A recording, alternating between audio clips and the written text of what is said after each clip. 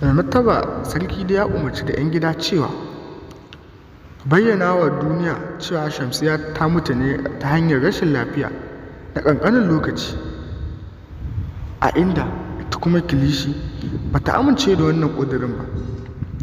Kilishi ta ce ita wannan ƙudurin ba ta fahimta ba, inda mai martaba yana faɗa Kilishi na faɗa.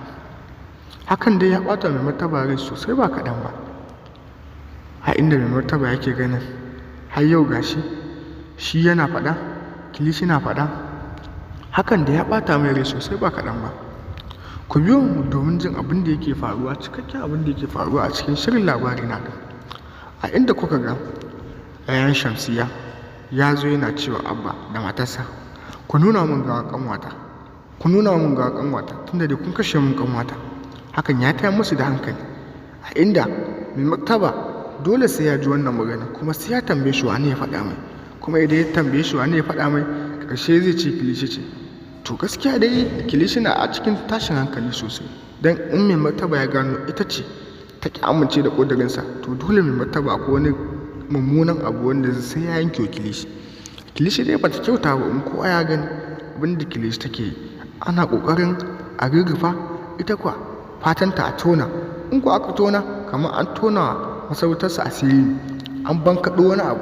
Hankalin Sumayya ya tashi sosai fa, ba kaɗan ba, inda ita Sumayya ba ta so a ce ita ce ta wannan kisa, gwanda a dinga cewa Shamsiyya mutuwa fuji'a ce ta same ta. Ku biyo mu dai domin jin cikakken abin da yake faruwa.